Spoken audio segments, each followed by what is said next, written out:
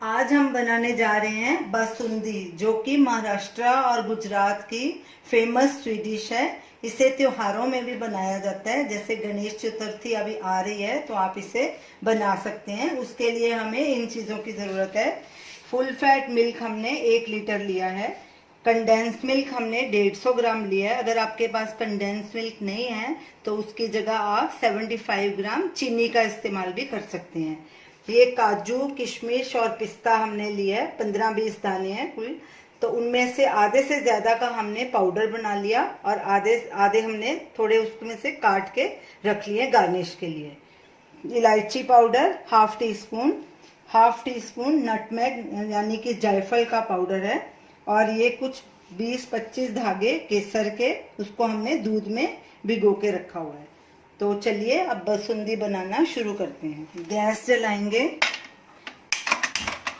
Gas को medium पे रखेंगे और दूध को उबाला आने देंगे, और साथ साथ कड़छी से इसे चलाते जाएंगे ताकि मलाई ऊपर नहीं जमे। दूध में उबाला आ गया है, गैस को मीडियम पे ही रखेंगे। अब इसमें जो काजू, पिस्ता और बादाम हमने ग्राइंड किया था वो डालेंगे, और केसर भी डाल देंगे, और इसको लगातार स्टर करते रहेंगे। और साथ में जो मलाई साइड में जमेगी उसको भी साथ साथ निकाल के मिक्स करते जाएंगे, और कड़छी लगातार चलाते रहना है ताकि दूध नीचे नहीं लगे, और बीच में लो मीडियम पे गैस करते रहना है। और इसको दूध को तब तक पकाना है जब तक ये आधा नहीं रह जाता। दूध हमारा अच्छे से उबल रहा है, हमने लगातार इसमें कड़छी चलाई है।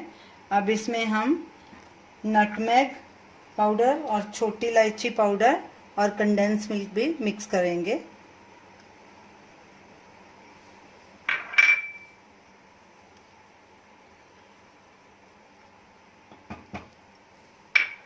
तकरीबन 10 मिनट बाद हमने ये तीनों चीज़ें डाली हैं इसमें।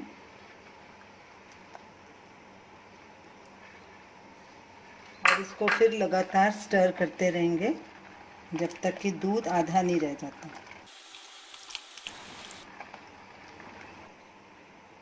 बासुंदी को पकते 40 मिनट लगे हैं हमें इसको पकाते। और देखो हमारी बासुंदी तैयार है। इसको ज़्यादा गाढ़ा नहीं करना। अब गैस करेंगे बंद और इसको बोल में ट्रांसफ़र करेंगे।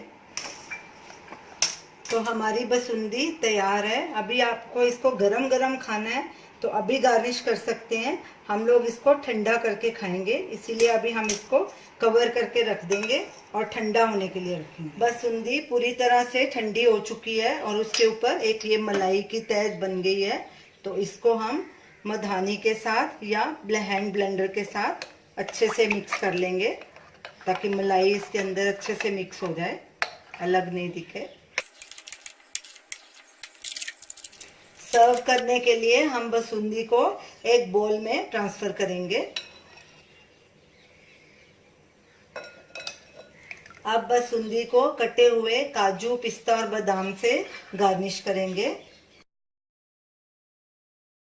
अब इसको फ्रिज में 6-7 घंटे के लिए ठंडा होने के लिए रखेंगे, और बिल्कुल इसको चिल्ड सर्व करेंगे क्योंकि बासुंदी ठंडी ज़्यादा अच्छी लगती है।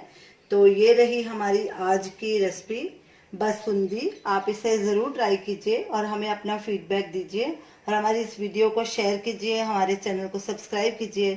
Thanks for watching.